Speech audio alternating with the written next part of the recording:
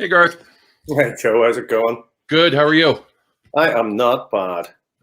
Special thanks to the Baltimore Comic-Con for hosting us virtually here. We wish we could be there in person. I guess that would be this weekend. Yeah, But I miss that. That's always a good time. It really is. I think the most intoxicated I've ever been has been at that show in the after hours. Just think about the escalator. Oh, God, yeah. Yeah, well, those files remain sealed. Exactly. So I put together some questions. I reached out to your number one fan and my Facebook friend, Rob Gibson. Right. And he put together some questions. And then we put out a call on social media, the dreaded and evil social media, for some questions. I filtered through some of those, and we'll do a little lightning round at the end. And we'll start by talking about Dear Becky, Right. which I think is your, not just for us, but I think is your most current piece of writing. I know you had a thing in a DC special a couple weeks ago. Yeah. But obviously, Dear Becky was written pre-COVID. Most of it was. I think I got as far as 5. Yeah. And then there was a break. Not much of a break, actually. And then I finished it off. So I guess the question is the next piece of writing that you do for whomever it is stuff from this last year going to make its way into that? Or are you steering clear of what 2020's been? You know, at the moment, I'm mostly writing World War II material. So obviously pandemic talk isn't going to make much of an appearance in that. I was talking about this with a friend recently, that there is this terrible need people have to respond, to get something into print instantly, to discuss whatever the issue of the moment is. Now, I quite naturally tend to shy away from that. I tend to sort of wait and see, figure out how I feel about things, how they're regarded historically. Generally, instant responses tend to be, not always, but tend to be perhaps a little poorly thought out. Exactly. Yeah, I'm talking here about, writing fiction. Yeah. I'm not talking about social media response or commentary or anything like that. I'm talking about people writing fiction. I tend to sort of hold off and see what the long-term repercussions are before I rush anything out, rather than rush anything out. Sure. But in Dear Becky, I remember when we were talking about Dear Becky was going to contain some of your thoughts about the culture as a whole in terms of how Huey was dealing with things. Now that obviously had germinated and had time to percolate and had time to be given full form by the time you got around to writing it. So that kind of goes to what you're speaking of. Yeah, exactly. I mean, there are comments involving the pandemic, involving the coronavirus, but in the first issue, I think, and later on, but particularly in the first issue, it's almost abstract. It's a distant threat. It's presumably, as it was, something that's happening in a faraway land that hasn't affected anybody else at that point. And so Huey and his pal Bobby just don't take it very seriously. Right. Because by the end of the story, as it became for all of us, it's an absolute reality. It's unavoidable. Yeah. And when you have Huey speaking of what I guess the shorthand is woke culture, right? Is there anything that you would expand upon now that you were writing about then, or do you think that the culture is pretty much still kind of stuck in that same place that you were speaking of in those early issues? Mm-hmm. I would say so. Obviously, the last 6 months have seen an acceleration of, just about everything that was happening back then. I mean, as we head into this election from hell, that's obviously going to increase. Huey's own reaction to it, I think, is he's very confident about how he feels. He has no doubt about where he stands, and yet I would point out that he begins and ends that first issue curled up in a ball with his pants around his ankles on the floor of his bathroom. Our hero. Yeah, our hero, exactly.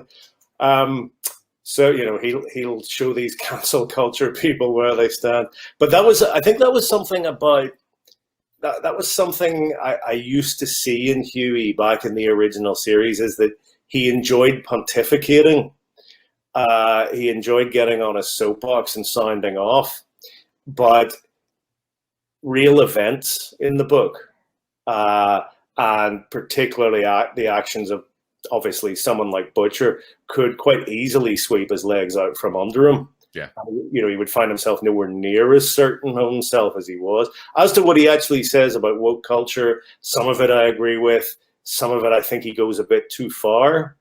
But it's very much, I think, the position of a guy who's 100% certain of himself and who just doesn't really engage with a lot of this stuff on a regular basis. Right. Yeah. It's interesting that you mentioned that, because I think a lot of people tend to think, oh, the writer, what he's saying is what the writer believes. And that is Right. very rarely the case. I mean, some of the things you believe, not just on this issue, but exactly, you're writing fiction, you're. Well, I think you're absolutely right. And I've noticed that just recently, people seem to think that not only are the words the author puts in the hero's mouth a true statement of how the writer feels, but almost everything that ends up in the story must somehow be a true reflection of how the writer feels. Things that villains say, things that I would have thought quite obvious monsters and complete bastards say, are taken very, very seriously by some people, as if by putting them in print, you're somehow condoning them. It seems to me there are people out there perhaps losing their grip on how to read and consider fiction. Yeah. Yeah, there's an emptiness out there in a lot of people that gets filled by whatever's available. It used to be filled by religion, but now it's filled by whatever's on hand at the moment. And I don't know that either one is good, but that's a discussion for another day. Rob, there's real hope for the future. Yeah. Rob asks a very insightful question. I'm going to read it here so I don't butcher it. Now, it breaks off into three questions at the end, so I'll stop before I get to the end of each one. It's talking about Becky, obviously the titular character here in Dear Becky. Becky could not be more polar opposite of Butcher. A competent social worker seems like an unlikely but ultimately phenomenal counterbalance to a traumatized trigger puller. She shines as hope in a hopeless world. Any husband whose wife has changed life for the better can relate. What does Becky represent to you? That's part one. Interesting that he says she's his polar opposite. I wouldn't say that was completely true. I think they do share a sense of humor, so long as Butcher keeps the brakes on his to an extent, because he can go to some fairly dark places. You are seeing Butcher, when he's with Becky, at his absolute best. There's no question that were you to compare Becky with the man he later became, that Rob would be absolutely right, and they would be on different planets, never mind polar opposites. To me, I suppose Becky represents Butcher's shot, his one chance, his hope, the tiny window within which he could have been a good man. Yeah. That said, I don't want Becky, I never wanted Becky just to represent some facet of the lead character of Butcher. I wanted her to be a character in and of herself. I always thought that she shone through pretty strongly in the 2 episodes of the original series that she appears in. Really, she doesn't get much screen time, page time, but she does make an impression, and I think she had to, given how important she was in Butcher's life and what she had inspired him to go on to do, without her meaning to do that. But that was always an itch I felt the need to scratch, to go back and give Becky a fair shake. Give her due, I think is what you had said. Yeah, give her some time in the limelight. Yeah. He goes on to say how gratifying, I think you kind of explained this, but this is an interesting point he makes here, how gratifying it is to return to a character whose positivity stands out throughout your entire body of work. Wow. You might not be wrong there in terms of her positivity. Although They should There's maybe some naive hire her. positivity in some of your characters that she is not naive, but Yeah, she's not naive. She knows who Butcher is. She doesn't know the very depths that he sank to. I mean, she's made it clear she doesn't want to hear war stories, but she wants to make sure that any leftover emotion, any problems resulting from his wartime service and also from his abusive upbringing by his father don't come back on him in later life.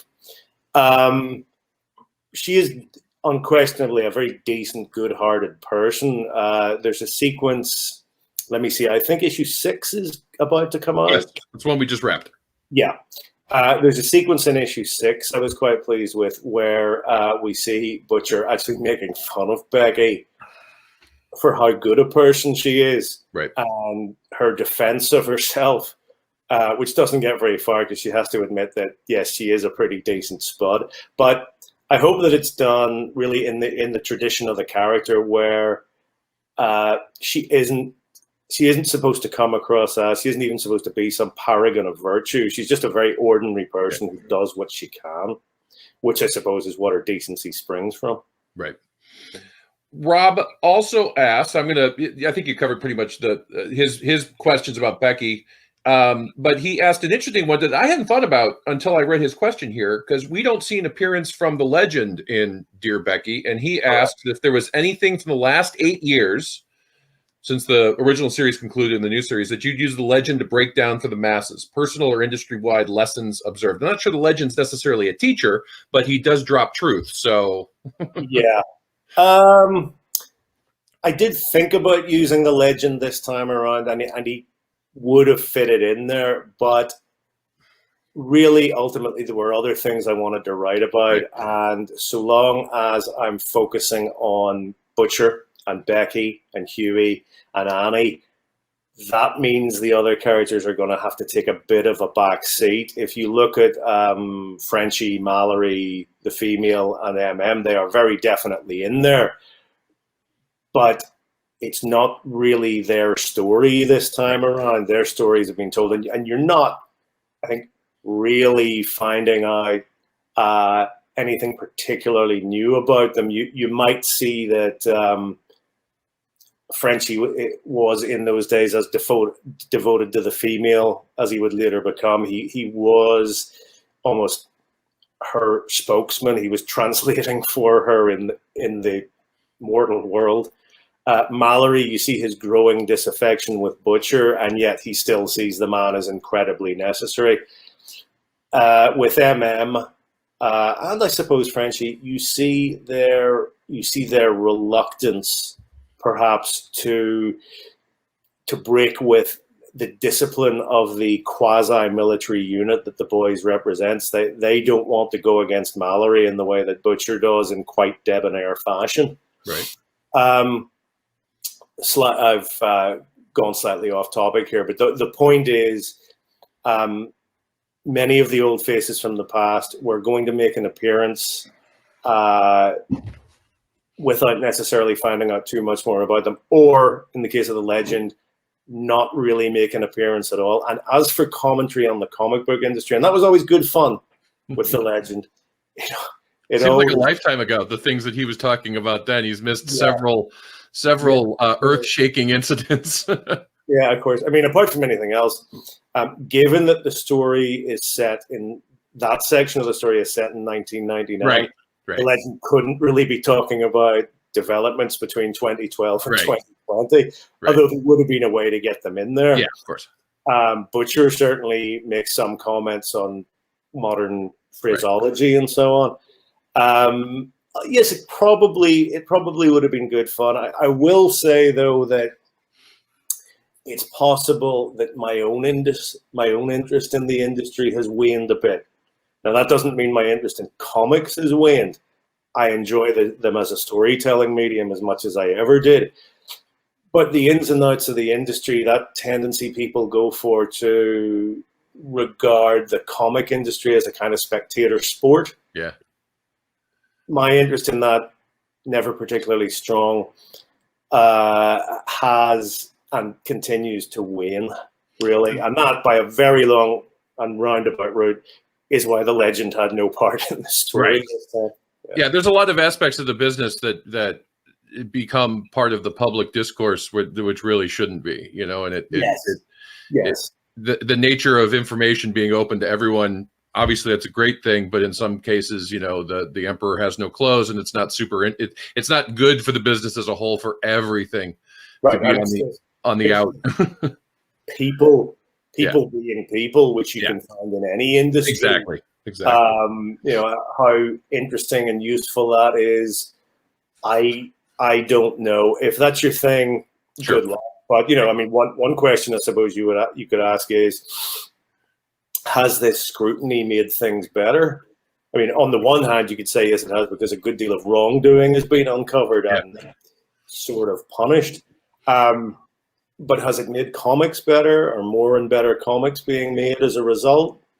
I don't know. Perhaps that's the wrong way of looking at it. Perhaps no, I know what you mean, though. Scrutiny of the industry is just a massive distraction to comics as a storytelling medium. Yeah, I think the medium has been consistent and hasn't suffered either way. And in a lot of ways, it's gotten better. The medium has gotten a lot better. You know, production values have increased. Access to different types of stories has increased. The ability to do it yourself has increased. And I don't think any of that's changed because of shenanigans. But yeah, I don't think any of those improvements have really come about because of the weird spotlight that's been shone on the business. Right. So when I was thinking about us doing this, I was thinking about the signings that I've attended and the misconception that a lot of people have that you still live in a far off land. And to some people you do, you live in New York. And I was wondering, have you ever given thought, and maybe the answer is very quick, but have you ever given thought to how your career, if at all, would have changed had you not moved to the US? Do you see that I mean, obviously the US informs a lot of your storytelling, but is there, would there have been any real change in your career, do you think? You're still in the UK? If you keep it only to my career, I'm not sure. I mean, socially, in terms of friendships and so on, it would have been very different. Right. My career, I'm not sure. It would have made a couple of visits I've made to the West Coast to talk about film and TV a little bit harder, but perhaps even that is somewhere where I would have found a way, and I would have made the effort necessary. I'm not really sure. I know my life would have been vastly different. I mean, I'm enormously happy living where I live. But career-wise, I suppose you could argue that I would have had different experiences in life and therefore would have written different things. But I'm not sure that it would have really affected my career as such. And then Rob was curious, and I'll put some words in his mouth here, because he was speaking about your citizenship, your U.S. citizenship, and I'm just wondering if you're feeling the weight of that, particularly here in the year 2020. There's no going back. Right. I mean, you don't just run away, Well, let's say I'm down to my last inch of idealism. Put it that way. But I think a lot of people are. Yeah. The trouble is that, I mean, for anyone who's been keeping an eye on things, the UK and England in particular, I lived in London before I moved to the US, is almost as big a shit show as parts of the US have managed to get. Certainly, there isn't the kind of hellish disruption and antagonism caused by the election, although they do have that because Brexit has made an unholy mess of things too. Yeah. So not that I'm thinking about doing a runner back to the UK, but if I was, it's not looking that good. And might even be worse to some extent. Yeah. It being an island and all, I mean, at least here there's space, Right. I mean, if I'm going to live on an island, I think I'll make it Manhattan. Right, exactly. So shifting gears a little bit, I mentioned that you did, and I actually just read it. I think it was out last week. It was the thing in the DC. Oh yeah, right. So, any other dipping into the mainstream at Marvel or DC in the near future? Let me think. I mean, I'd always be up for doing funny little things like that. That one came about because Marie Javins, who's an old pal, just asked me if I'd have an 8-10 page thing for this special. Right. And I thought it would be good fun. I like revisiting the Noonan's crew. I like working with PJ Holden, who I think got a real kick out of drawing all those characters. Beyond that, there is a Punisher story that has yet to be drawn. A 6-parter I've mentioned a couple of times. Of course, the disruption of the last 6 months has thrown everything off. And beyond that, I never say never. You know, Right. Marie is obviously in charge at DC now. Right. She and I have talked about a couple of things. When you talk about the mainstream, of course, it's really very much a question of the kind of characters I like to write, or that can be made into the kind of characters I like to write, and that's obviously the Punisher and Nick Fury, and I suppose at one stage anyway, John Constantine. Right.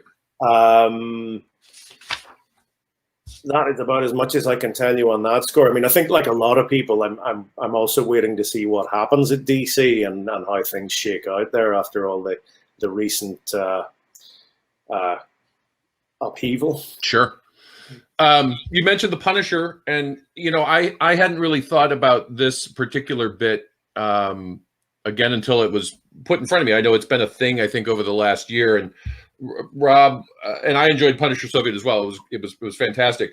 But Rob asks here, he's regretfully the past few years have demonstrated mass ignorance of what the symbol should and should not stand for. Speaking of the Punisher, you brought the character back to relevancy, arguably. Multiple adaptations, film, all loosely based on your work. So Rob wants to know, and I think this is a good question because I know the creator of the Punisher has spoken out on this. What's worth sharing with the masses to understand why the character, and specifically the symbol, is not an accurate symbol for serve and protect? Right. I understand what he's talking about there. Yeah. I know the Punisher has been mentioned.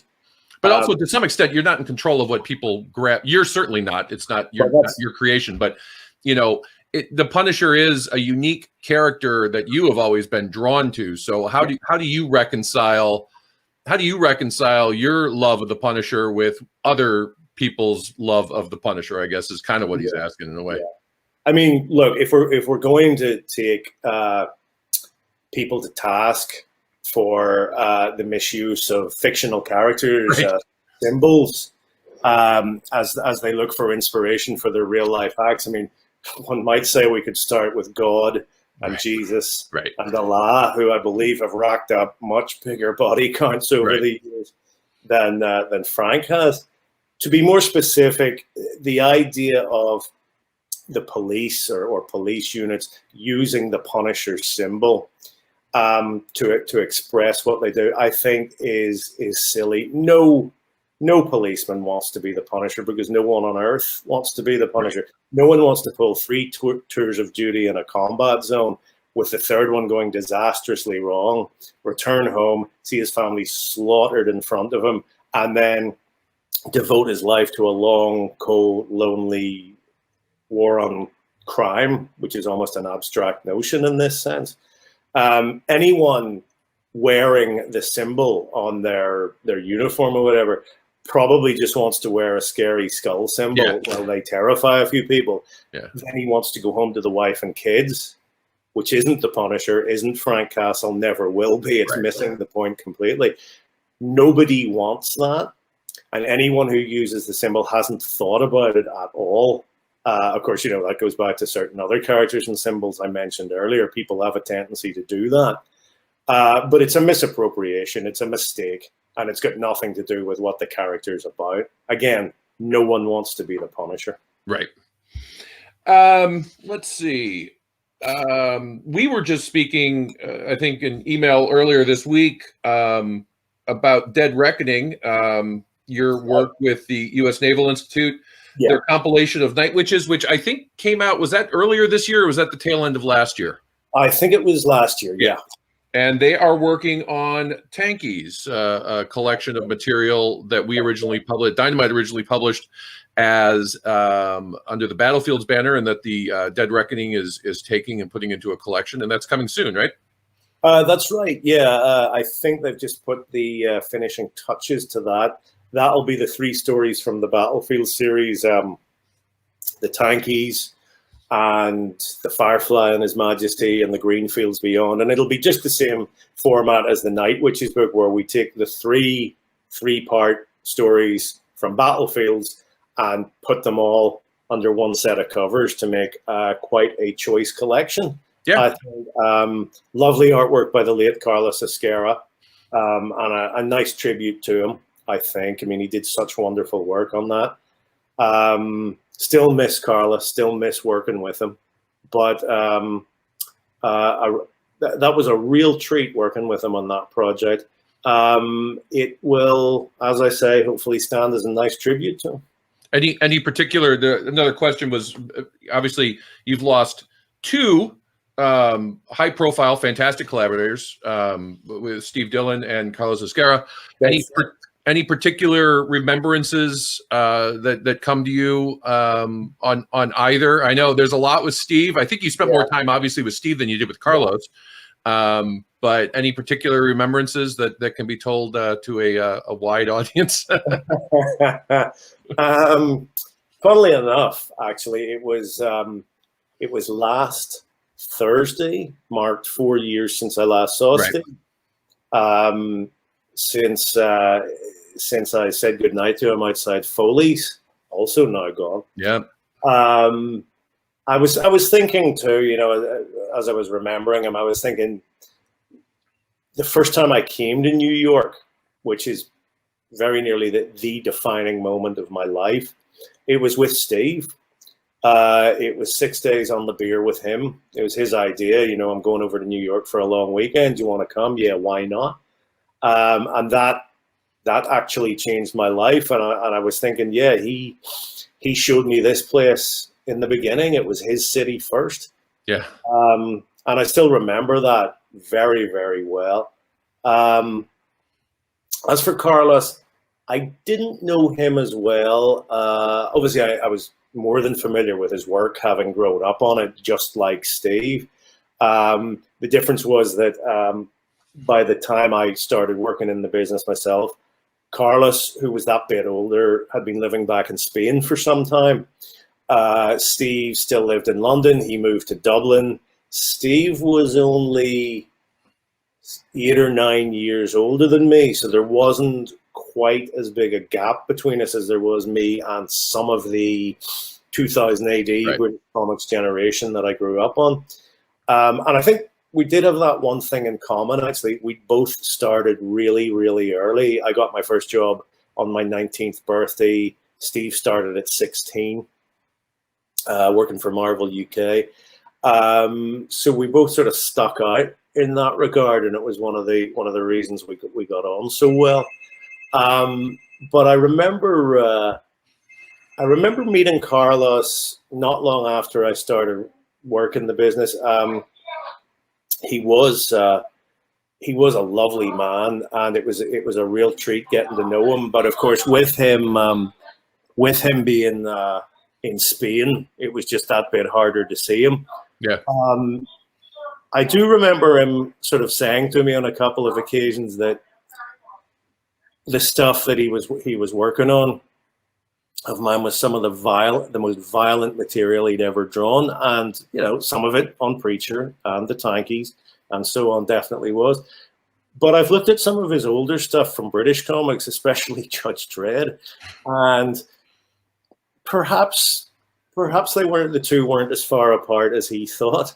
Yeah, he might have seen the realism in your other work as being a bridge too far, as opposed to the satire or over the topness of Dredd, perhaps. Possibly. But when you come down to individual images or sequences. Right. There's not a lot to choose between them. Were you intimidated at all when you started working with either of those guys because you'd grown up with their work, or did you get over that pretty quickly? You don't strike me as a guy that's really intimidated by working with collaborators, but I think that's a long time ago, 1990. I'd say that I began work with both of them. And yes, I'm sure I was at the time. I'm sure it was a massive deal. But as when you're working with any artist, once the pages start coming in, you get over that really, really quickly because you're more interested in what it is they're doing than any perceived status that you might have gotten hung up on. And so, no, really, there was no sort of lasting awe or anything like that. It was more a case of just getting on with it. And that fell into the routine of collaboration. Yeah, I mean, that really defined my working relationship with Steve in particular. We just got on with it. We just trusted each other. Yeah. This is a section of social media fan questions. So it's going to be a little bit all over the place. And I will start with, and you can yes, no this, whatever you or pass. I'll give you three passes. Would you ever consider doing a follow-up to Caliban, a severely underrated horror comic, and would love to see more in that universe? No, in that I think I said everything I had to say. I'm glad you liked it. I enjoyed doing that too. That book came about from many hours thinking about Alien and its many possible backstories, and discussing the same in the pub with various fellow Alien aficionados. But I think I've probably said everything I have to say with that one. I would say, though, that there is and has been a degree of interest from Hollywood on that one. So who knows where that might go. Nice. In Fury, My War Gone By, you mentioned Nick's stint in the Korean War. Is that a time in Nick's life you're interested in exploring? I guess not necessarily just in the role of telling a Nick Fury story in Korea, but just maybe the Korean War in general. No immediate plans. It would be interesting. It's a very interesting war to write about, to discuss. I have done so to a degree. Both the Night Witches and the Tankies ended up briefly in Korea. Right. It is that peculiar thematic sequel to World War II. Right. Almost, or perhaps it's better seen as the prequel to something else. If we're going to see these horribly costly conflicts in those terms, which I don't normally. But you do see most of the combatants largely using much of the same equipment or similar equipment to what they were just using 4 or 5 years ago. In the case of the U.S. Armed Forces, you see a lot of veterans with combat experience being drawn back into the fight. Experience they gained in World War II. It's not impossible that I might do that. I have no particular plans at the moment. Fury might be an interesting angle on it. Whenever I read Tommy Monahan, I tend to believe he sounds like Ray Liotta. In your opinion, who does Tommy sound like? Who does Tommy sound like? I guess, does he sound like Ray Liotta? He does not sound like Ray Liotta. No, I think he probably sounds a little bit more like Sean Penn in State of Grace. Oh, okay. But he's nowhere near as tough as that character. Right. Nowhere near as hard as Sean Penn. He was based visually on Gabriel Byrne in Miller's Crossing. And you might say that to an extent, he's perhaps a slightly more capable, slightly more action hero version of that character, who, of course, the Gabriel Byrne character, he survives by not getting into physical trouble at all. He's more of a make things happen behind the scenes, play people off against each other kind of guy. Tommy is, of course, very, very capable with guns. Not so good when it gets to hand. But as to what he sounds like, well, if we take Gotham City as being somewhere in the Northeast, I think, somewhere north of New York, he's a working class boy from some crap neighborhood in a major city somewhere on the East Coast. Right. Do you have any book or movie recommendations? What have you been occupied? I know, much like everybody, you are probably all caught up on everything that at least you find entertaining in any way, shape, or form, and have bailed on the things that are not entertaining. But do you have any particular things that have stood out in your time in the last several months? Well, I've done a hell of a lot of reading. Much of it military history. I enjoyed a couple of new novels by Joe Lansdale. One's called Jane Goes North. One's called More Better Deals. They were both very entertaining. I read a biography of Stalin, or at least a history of Stalin's time in power, called The Court of the Red Tsar, which I strongly recommend. It's a very interesting true life horror story. Yeah. I've been reading various things that would be almost too obscure to mention. Right. But in terms of TV, just recently, I thoroughly enjoyed the second season of Criminal UK. Mm-hmm. That was superb.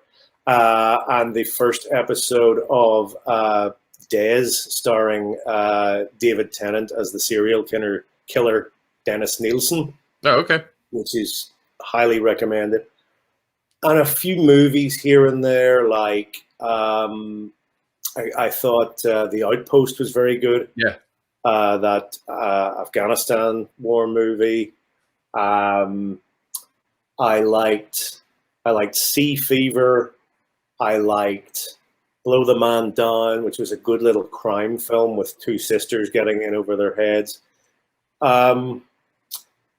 Probably a few other things, but nothing that's really leaping out at me at the minute. I'm about to start Wolf Hall, which is on my list for a long time. Yeah, it's on my list too. You gotta ramp up. I forget how many seasons. For me anyway, to get into a period piece, I gotta ramp up and just stick it. Otherwise, my attention span will blow right out. Yeah. Let's see. This is this is probably one that gets asked all the time, but I should probably ask it just because people watching these kind of things like to know this. But what advice would you offer to a budding writer? Well, in terms of the actual craft, I would say what everyone says really, which is keep writing, write and write and write. Just like an artist has to draw and draw and draw, so a writer has to. I would say think hard about the way people speak. That's a particular bugbear of mine, and it's why I can't really read 90% of comic books, because I don't find the dialogue remotely convincing. Listen to the way people speak. If you want to have your characters transmit information, do so and then say it aloud and see if you can make it sound remotely plausible. Even the rhythm of it, if it's something that someone could say fast enough in the situation they're in. Yeah. Beyond that, as far as getting published goes, I would say that if you forget just for a second about our current circumstances with this bloody pandemic, things should be easier for you than they have been for anyone trying to get into the business before. Agreed. With the coming of the internet, with the immediacy of email, with the ability a budding writer has to perhaps contact an artist and get their stuff drawn, even if the art is as perhaps as ropey as the writing might be at the beginning. Right. It's still a much easier way to communicate the idea, gets it under the editor's nose. Compare that with 30 years ago when I knew two DC editors who hated the submissions pile so much, and the writing submissions pile, because you know what that's like. You can tell whether or not art's any good instantly. Yep. Writing, you have to wade through the text, but these two hated doing it so much that one night a month they would sit down with a bottle of whiskey and pour over this, knowing that the law of averages said that they were going to have to work through an awful lot of material to possibly find one good guy. Well, That's a thing of the past. It should be a lot easier now. And beyond that, I would say that once you're in, just behave as decently and honestly as professionally as you possibly can. Do your work on time. Don't mess people about. And try to keep a grip on your sense of where you stand. You'll find out pretty quickly whether or not you can sustain a creator-owned book, and if people are interested in you just because it's you, or because you're the 295th guy to write the Hulk, right? The 330th to write X-Men, right? Be as realistic about that as you possibly can. There is probably a great deal more advice that I could give about establishing oneself by social media, where I own social media, but I am not, so I can't. Right. That's where my expertise runs out. Yeah, I mean, I think you're in a special place in that sense, is that you don't need to be. But if you were just starting now, you would need to be. Although that's arguable, I think. But just like anything, it's a tool, and you can use it terribly, or you can use it less terribly. I think that those are the only two options with social media these days. It's not you can use it well. It's just how less terrible can it be. But I think you're right. I think it's very much a case of if you are using it, trying to keep a grip and being realistic about what your status, your perceived status on social media translates to in terms of actual sales of comics in the real world. You and I both know people who have ended up mystified when something they've been working on has been cancelled, when they can point to all these likes they've gotten on social media, and that proves the true worth of likes. Social media in that instance. It's the people who can see past that will be able to use social media properly. Yeah. And, I would just also add, get out in the real world. I think that goes to a lot of what you were saying, obviously pandemic issues aside, but that was what you're saying about being able to write dialogue is, don't spend all your time in your room, get out. Listen to people. Yeah, for sure. Let's see.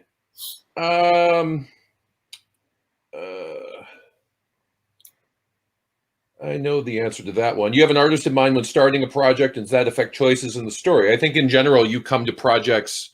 You're not at a place in your career where somebody just hands you an artist off the street. You're a full package at this point. So that's largely true, and I'll tend to fit the artist to the story rather than having to make changes to the script to suit the artist. Right. One exception, I suppose, was Steve Epting on my graphic novel Sarah, which is about a Russian woman sniper in World War II. TKO, the publisher, set me up with Steve, and I'd heard of him and I knew his work, but I'd never worked with him before. And that proved to be very nearly a marriage made in heaven. It's one of the best art jobs that I've ever had done in one of my stories. And that book turned out to be, creatively for me anyway, something of a triumph. I couldn't have been happier. But most of the time, in every other instance I can think of in the past 10 years, almost, I've known who was going to draw the book before I began the scripts, or I've made sure to have control over that aspect of the book. Did you bring, and I might know this, but I can't recall, did you bring Jason Burrows to the projects that you worked with him at Marvel, or was he already at Marvel and you just had the chance to work with him since he was already there? I think in that, well, the only one we've done together at Marvel is The Punisher. Right. And I think because of our past on the Avatar books, like Right. 3 and Wormwood and Crossed, we were a natural fit, particularly with the subject matter of that Punisher story that harkens back to 303, which is another book about the fighting in Afghanistan that we did at Avatar.